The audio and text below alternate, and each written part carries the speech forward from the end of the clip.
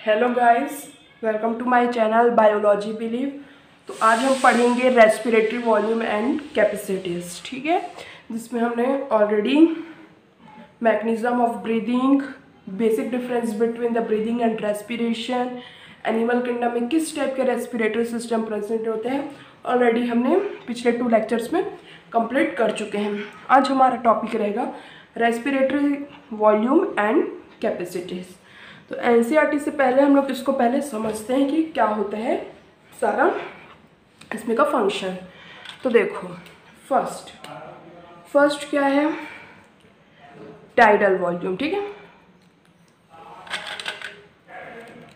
That is a tidal volume, ठीक है। क्या होता है, देखो, पहले जब भी हम ब्रीथ करते, ठीक है, नॉर्मल ब्रीथ, सिंपल जब ब्रीथ कर रहे हैं तो कितना मिलीलीटर एयर हम लेते हैं, दैट इज अ 500 मिलीलीटर, एक नॉर्मल ब्रीथ, ठीक है।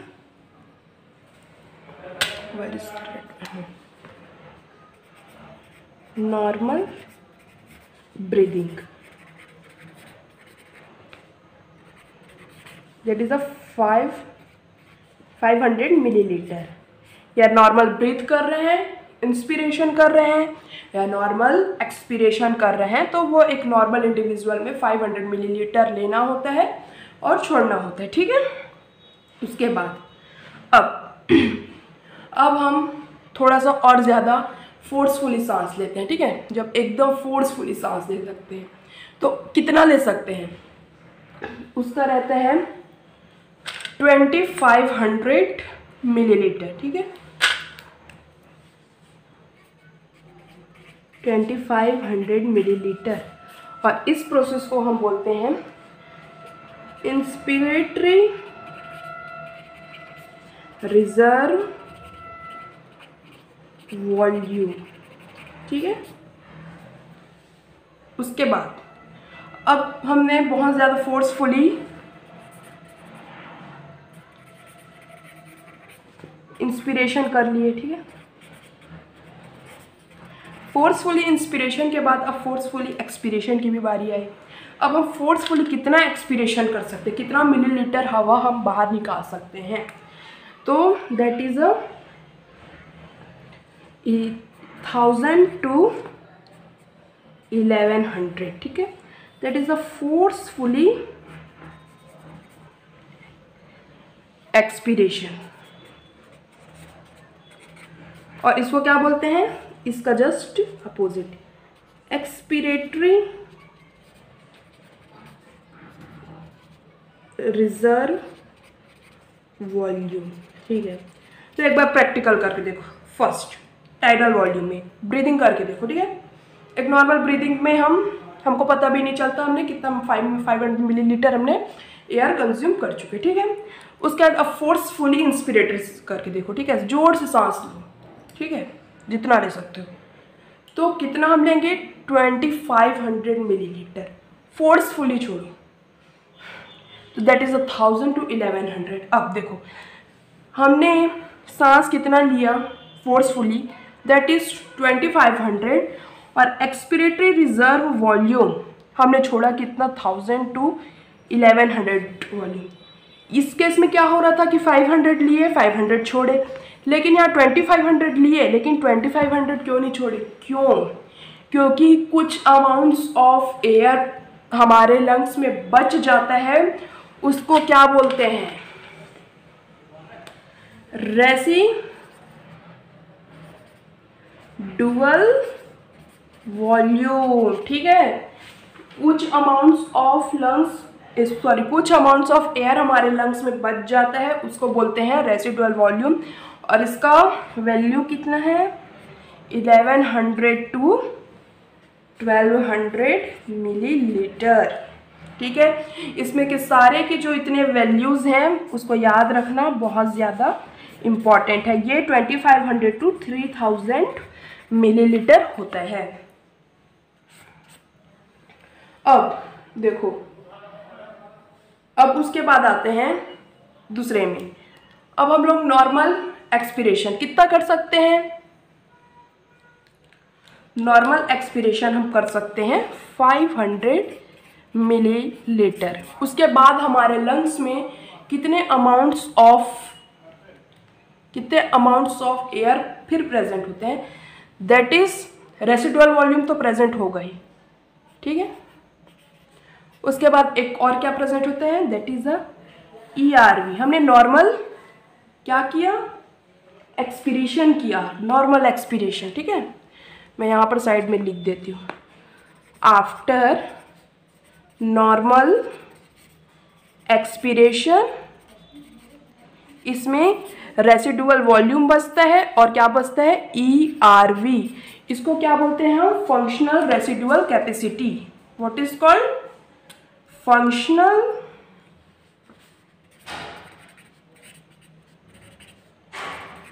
Residual capacity.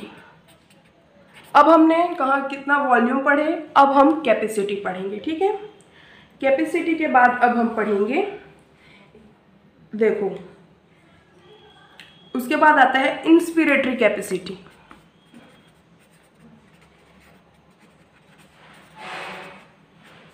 कैपेसिटी, ठीक है।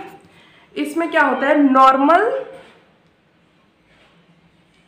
एक पर्सन कितना एयर इंस्पायर कर सकता है, एक पर्सन कितना इंस्पायर कर सकता है आफ्टर नॉर्मल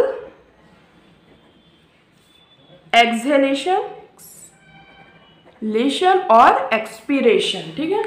तो पहला कि कितना कर सकते हैं, एक हम लोग देखो, पहले हम लोग नॉर्मल एक्सहेलेशन किए, उसके बाद हम लोग कितना इंस्पायर कर सकते हैं, पहला 500 तो लेंगे ही, कितना 500 टाइडल वॉल्यूम तो लेंगे ही। उसके बाद और क्या ले सकते हैं, अब हम लोग पूरा फोर्सफुली एक्सपीरेशन करेंगे, ठीक है,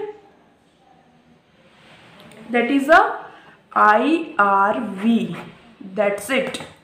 उसके बाद अब हम करेंगे एक्सपीरेटरी कैपेसिटी का, ठीक है। एक पर्सन कितना एक्सपायर कर सकता है आफ्टर नॉर्मल इनहेलेशन, ठीक है। एक पर्सन कितना एक्सपायर कर सकते हैं, 500 तो करेंगे ही, ठीक है, 500 टाइडल वॉल्यूम। उसके बाद हम लोग ERV minimum 1000, that is a 2500। इसमें क्या होगा, 500 प्लस कितना हो जाएगा, 2500, दैट इज अ 3000, ठीक है। ऐसे याद रखेंगे हम लोग। अब वाइटल कैपेसिटी, अब वाइटल कैपेसिटी में क्या आएगा,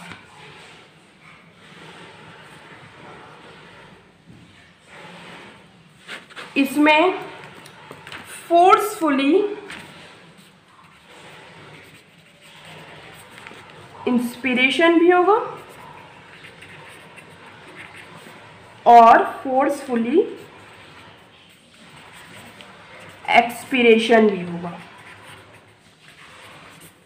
तो ठीक है, इसमें टीवी भी आएगा प्लस IRV भी आएगा प्लस ERV भी आएगा।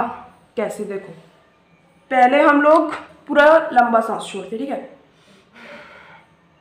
ठीक है, यहाँ रुक जाओ, दैट इज, ये क्या है, एक पर्सन है, ये ERV एक पूरा सांस को छोड़ दिया और रुक गया, ठीक है।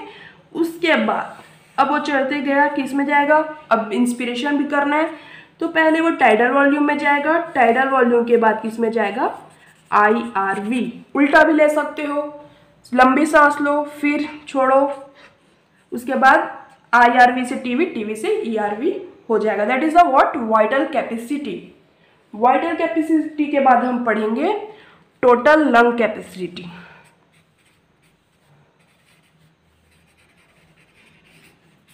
टोटल लंग कैपेसिटी में एक तो वाइटल कैपेसिटी आ गई, ठीक है, फोर्सफुली एक्सपीरेशन, फोर्सफुली इंस्पिरेशन, ठीक है।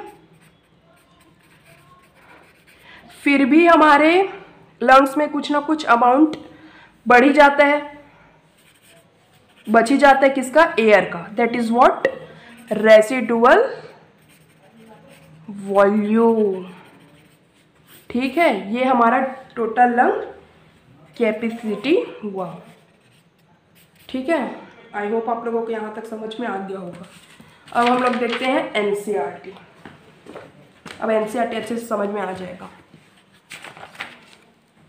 First, tidal volume.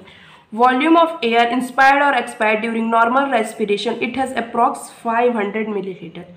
Healthy man can inspire और expire approximately 6000 to 8000 millilitre air per minute. ठीक है। Inspiratory reserve volume, additional volume of air a person can inspire up by forcefully inspiration. Forcefully inspiration कितना ले सकता है, 2500 से 3000 millilitre में। ठीक है, कितना हम फोर्सफुली कर सकते हैं। ठीक है। Expiratory reserve volume, additional volume of air a person can expire by the forcefully expiration. This is average 1000 millilitre to 1100 millilitre. ये सारे प्रोसेस जब वी आर डूइंग योगा, जब ब्रीदिंग एक्सरसाइज होता है तो ये सारे इवॉल्व होते हैं। ठीक है, फोर्सफुली इंस्पिरेशन लेना, फोर्सफुली एक्सपिरेशन लेना, सारे इवॉल्व होते हैं ब्रीदिंग एक्सरसाइज में। इसलिए breathing exercise very important for your health also. ठीक है। रेसिडुअल वॉल्यूम क्या है, जितना भी एक्सपिरेशन कर लो कुछ ना कुछ अमाउंट ऑफ एयर हमारे लंग्स में बचना ही है, तो that is called residual volume. वो होता है 1100 to 1200 मिलीलीटर। ठीक है। इंस्पिरेटरी कैपेसिटी क्या होता है, एक पर्सन नॉर्मल एक्सपिरेशन के बाद कितना अमाउंट ऑफ इंस्पायर कर सकता है। दिस इंक्लूड वॉल्यूम, टीवी और आईआरवी। ठीक है, सेम यही होता है। फंक्शनल रेसिडुअल कैपेसिटी क्या होता है, volume of air will remain in the lungs after normal expiration. हमारे लंग्स में कितना एयर रिमेन होता है after normal expiration, residual volume रहना ही है और ईआरवी भी रहता है। ठीक है, क्योंकि हमने फोर्सफुली एक्सपिरेशन किया ही नहीं है तो वो प्रेजेंट होता है हमारे लंग्स में। ठीक है, अगर नॉर्मल एक्सपिरेशन की बात करें तो आप लोग खुद इसको प्रैक्टिस करते जाओ, जैसे बोलती जा रही हूँ। ठीक है। Vital capacity, the maximum volume of air a person can breathe in after forced expiration. This include ERV, TV, IRV और maximum volume of air can breathe out after forced expiration. इसमें फोर्सिबल एक्सपिरेशन होगा, forcible inspiration भी होगा। ठीक है, TV भी होगा, ERV भी होगा, आईआरवी भी होगा। ठीक है। और जो टोटल लंग कैपेसिटी होता है उसमें सारे फोर्स्ड एक्सपिरेशन हमारे लंग्स में जो प्रेजेंट रहता है, that is vital capacity and the residual capacity. I hope guys आप लोगों को ये respiratory volume and capacities understand हो गया होगा।